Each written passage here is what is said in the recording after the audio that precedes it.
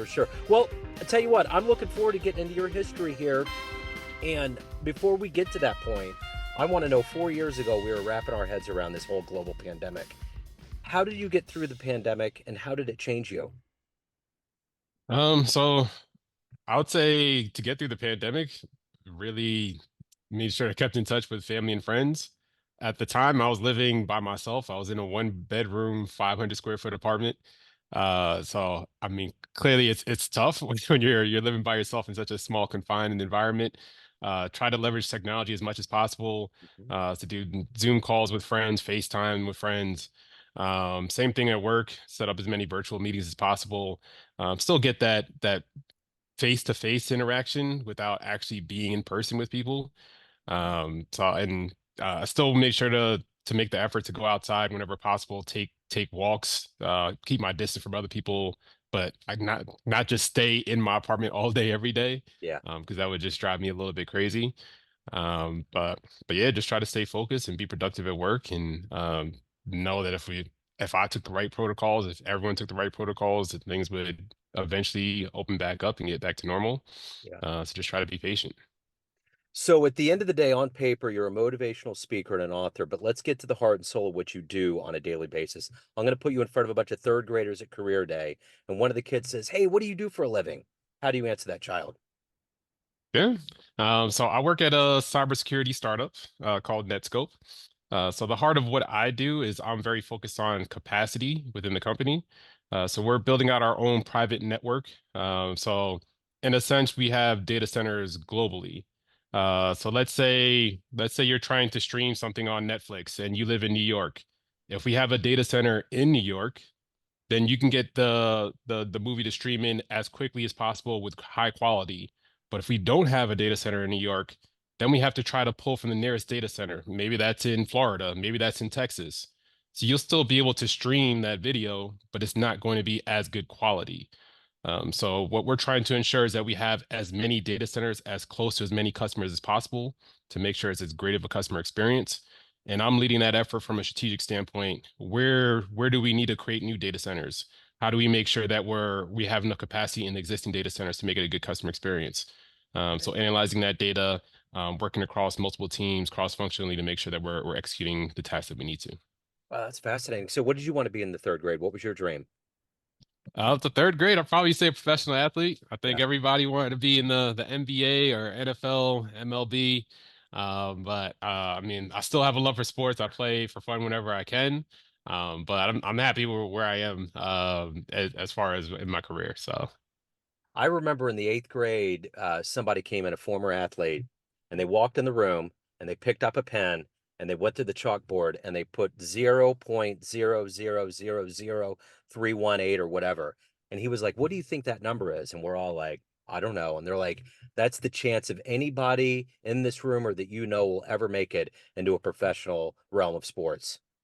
And it's yeah, like it was just real. I mean, because it was career day, they were like, you have to have a backup plan. And we see all these athletes now, like Shaq. I don't know how that dude sleeps. He does everything. He's doing insurance. He has air fryers. I went into a thrift store the other day. There was some weird like egg machine where you can make hard-boiled eggs. He's on the box. Like he does everything. But that's what athletes do. I mean, you only have a shelf life, and then you got to become an entrepreneur like a lot of them do, or whatever they decide to do. So, yeah, yeah, it's interesting. I mean, I actually talk about that a bit in my book, and I talk to that with people all the time, because I encourage people to go to college, go to get their graduate degrees, and I just feel as though our culture is so ingrained to push all these kids to you have to be a professional athlete, and if you don't become a professional athlete, you won't be successful in life. But yeah, like you said, it's maybe 1% of yeah, population that actually gets to that point. yeah, There are other ways to go to school and other ways to be successful in your life. yeah, So I was blessed. I was able to get academic scholarships both to undergrad and to graduate school. So a lot of people reach out to me like, "Oh, how are you able to navigate? How are you able to go to Penn State? How are you able to go to Carnegie Mellon?" And it's through academics. yeah, And I try to tell people, "Hey, there are other ways to get scholarships for school. You can yeah, get it through the military. You can get it through leadership. You can get it through academics. You can get it through athletics. But playing sports isn't the only route to success. Yeah. I think it's good to build up your character, your discipline, teamwork skills. So I Mhm. think there's a lot of good things that you can take away from playing sports, but it's not the only avenue to success in life. Yeah. So let's go back to where you were born and raised and how you acquired this acumen for business, for education, and to motivate people. How did this evolve into who you are today? Yeah. So I was born in Queens, New York. Grew up in Rockland County, New York. And I would say, I mean, throughout my life, I had great support from family, from friends, from mentors. Everyone was always supportive of my goals, what I wanted to do with my life, with my career, what schools I wanted to go to, what jobs I wanted to pursue. In my opinion, it's important to bring things full circle, where I felt that I had such positive role models and mentors that helped me be successful in my life. And now that I feel as though I'm in a great place in my life, as far as my career, as far as my personal life. Now I'm trying to do the same and give back to other people. So I really give kudos to my family and friends and support structure that helped me to get to where I am today. And in return, I'm trying to do the same for other people. So speaking of role models, who's been that role model, that hero for you in your life? I'll say that goes close to my family. So I'll say the two role models in my life. One has been my father, and I'd say my other has been my brother Dwayne. My brother is 6 years older than me, so I've always looked up to him and admired him and tried to follow in his footsteps. So the combination of the two, they've been very influential in my career. So if you could meet one person alive on the planet right now that you find fascinating or interesting, whether it's business or personal, however you want to mix that up, who would you love to meet and talk to? Oh, I'd you're love to good. meet Barack Obama. Yeah. I mean, I've talked about some of the positive role models that I've had in my life to see a sorry. Oh, no, you're good. You're good. Take your time. It's Sorry. all good. No worries. Whew. All right. Yeah, sometimes something gets in there and Yeah, it's yeah, got to work yeah. its way out. It's all good. All right, all right. Sorry about that. No, you're good. Yeah, to answer your question, I would say Barack Obama easily. I've had a lot of positive role models in my life. To see someone get to the point where they're the president of the country and being a positive role model for everybody, not only within the US, worldwide. And the way that he handled himself, the way he conducted himself, the things that he did for the people, the way he made himself personable, where I felt like I knew him as an individual. I know he was looking over after the whole country, but he still had this down to earth personality where I felt like I could relate to him. Yeah. It was refreshing to see someone that looked like me that I could resonate with, that was at that point of power.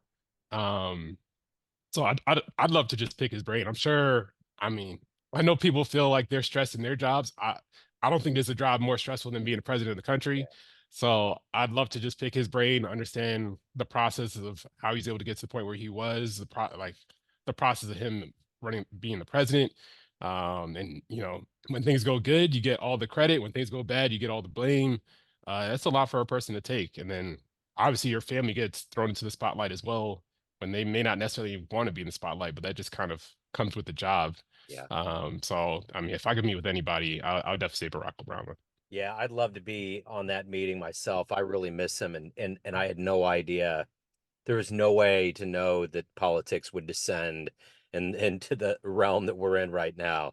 I mean, Uh, it's unreal. And I was listening to Michelle Obama's book and just his early years, like he was such a reader, he was such a student of soaking up as much as he could.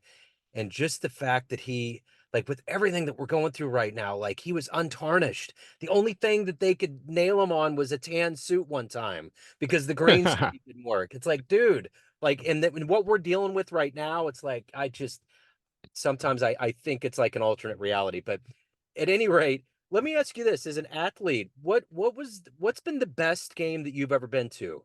Best professional game that you've ever seen in your life?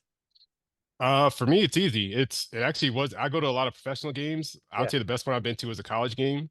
When I lived in Houston, I went to UNC versus Villanova, the championship game, yeah, where Villanova won with a three-pointer at the buzzer. yeah, And I mean, that was to me that was the most intense game. I've been to NBA finals. I went to the Warriors Celtics semifinal. I think it was like 2 years ago, Yeah, which is an exciting game. But I mean, that game, the Warriors, I think they won by 20 points. yeah, So it wasn't as close to be at a game like that close from beginning to end, where every rebound, every steal, every basket is that intense. And then to have an ending like that where one school ties it up with yep. 8 seconds left and the next school wins the game at the buzzer, like the atmosphere and the electricity in the building, it was just a whole nother level. And I don't know if I'll ever experience anything like that again. I couldn't imagine feeling that. Like, I've been to games where there's been moments where you really get in there, but yeah, a championship. Like, we get the NAIA, and they were here in town this year, and my son's on the spectrum, and there was a clinic, and we all got free tickets, and we went down, and it was the national championship game, and that was really cool. But it wasn't like packed, and it wasn't. I mean, it was kind of close, but to feel the energy of like a major, like thing like that, that would be unreal. Just There. I'm sure the place just fell apart when that three-pointer hit. Oh yeah, I mean it was a combination. There were a lot of Tar Heel fans that Yeah, just walked out and they were angry and yeah, I mean I don't think they fully appreciated the game because their team yeah, lost. And then sure. I think everybody else was just like in the moment and amazed and just excited like what they just witnessed. Yeah, So for sure. For sure. So, what is your motivation every day to get up, to do the work that you do, to not only help people, but to evolve as a professional yourself? I'd say my motivation, I mean, I want to make my family proud, number one. They've like I said, they've given me such a great support system. They've always been there for me. They've instilled great values in me.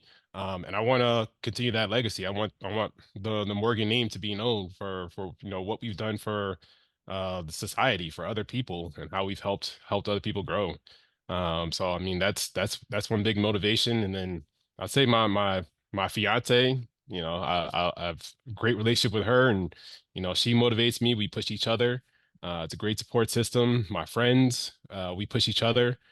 So, in my opinion, I try to surround myself with the right people where we're all striving for bigger and better things, and we all push each other and motivate each other.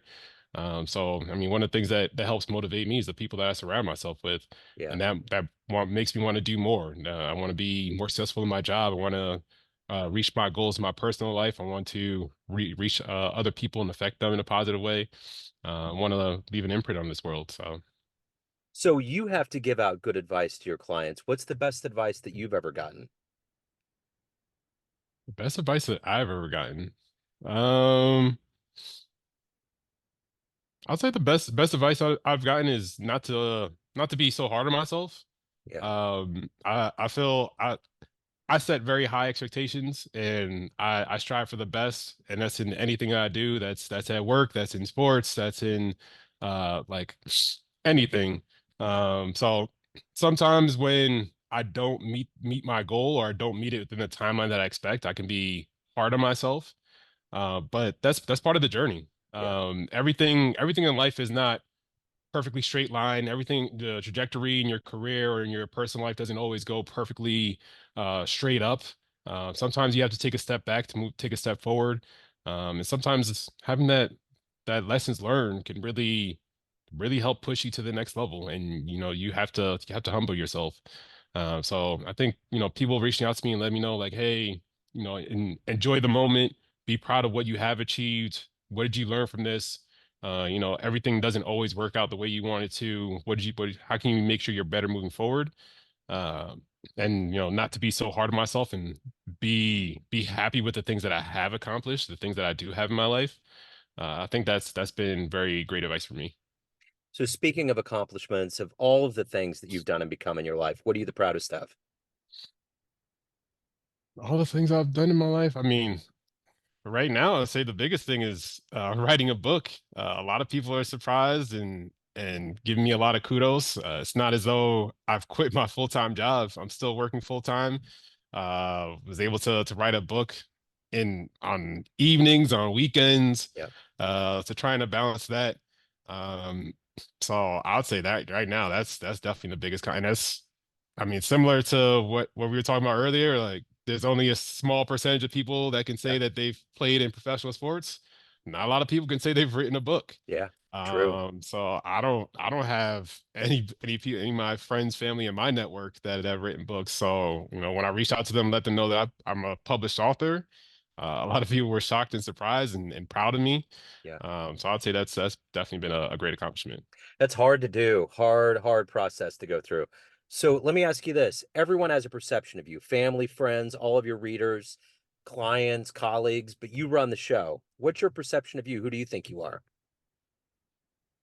Who do I think I am? That's a great question. Yeah. Um, I would say I'm a friend, I'm a family man, I'm a support system. I've had the same friends in my life for 20, 30 years. And I mean I'm always there for them and I'm always willing to help. Even strangers. I mean, I have people that reach out to me on LinkedIn that I don't know for anything, and they look up my profile, see what I've done, and have questions for me or ask for advice. So I'm always willing to help. I volunteer whenever possible, and I try to join different organizations. So I just see myself as a giver, as someone that's striving to make the world a better place, willing to help people whenever possible, whether they're directly in my network, they're outside of my network. Always willing to take people in with open arms and help wherever I can. So let's get to the good business. If anybody wants to get your book, they want to hire you, learn more about you, reach out, where can they do that? Yeah. So my book is available on Amazon. So the paperback is available on Amazon. The ebook is available on all platforms. Amazon's one of them. The audio book will be available on Audible starting next week. It's called The Power of Networking. That's the name of the book. My name is Michael Morgan. I'm the author. And if you want to reach out to me directly, I have my own website. It's michaelvmorgan.com. So you can go on there and you can reach out to me if you want to schedule a speaking engagement or if you want to join. I have a email listserv. I send out blogs on a monthly basis to try to share my knowledge with anybody that's willing to take it and is interested in the knowledge and tools that I have to share. So I'm excited about where things go, and I hope people enjoy the book. I hope people reach out to me with feedback. Hope people leave reviews on Amazon of what they think about the book, and hope people engage with me. I'm excited to start speaking with different companies. I've already set up a few companies where I'm doing speaking engagements, and I'd love to do a few more. I want to speak at schools as well, so I'm speaking with a few different universities. The I'm excited to see where the future brings. Absolutely. Michael, this has been wonderful. Thank you so much for your story, for your time. Best of luck with the book and everything else. I appreciate it. Oh, thank you. And I appreciate you taking the time to interview me. This has been great. Yes, sir. Thank you. Take care.